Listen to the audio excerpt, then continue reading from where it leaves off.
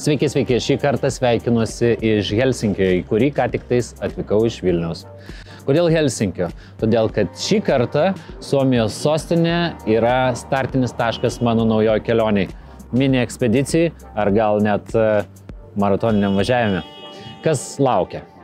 Už dienos gal 2 pasižiūrėsiu, labai stebiu orų prognozę, startuoju Helsinkį ir važiuosiu į Nordkapą. Nordkapas yra Norvegijai, pats šiauriausias Europos taškas.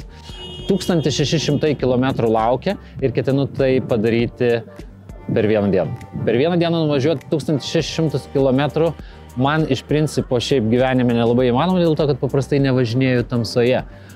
Bet šį kartą, šiuo metų laiku, teoriškai važiuojant į šiaurę turėtų niekada nesutemti.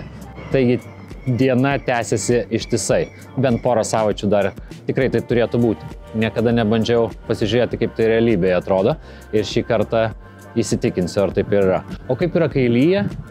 O kaip yra, kai apsiniaukia? Tikrai nesutemsta. Kaip kūnas reaguoja, pavyzdžiui, po 12 valandų važiavimo, kai teoriškai jau ten vakaras?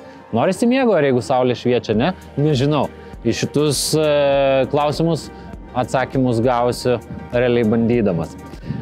Suomijoje nėra greitkelių ir greitis labai suomiškas. Tai yra, važiuosiu su srautu, pažiūrėsim, kiek tęsis mano diena, kad nuvažiuočiau 1600 km.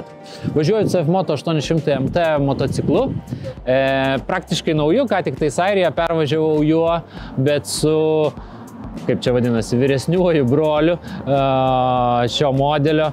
Praeitą žiemą nuvažiavau nuo Helsinkio iki Nordkapo, labai panašų maršrutą kaip šį kartą. Ir skirtumas tas, kad buvo viduržiemis, bet užtrukau savaitę. Taigi, kiek dabar truks viena diena, 1600 km važiuojant į šiaurę, pažiūrėkim. Ilgiausia diena tikriausiai mano gyvenime laukia. Nuvažiuosiu, prasinešiu.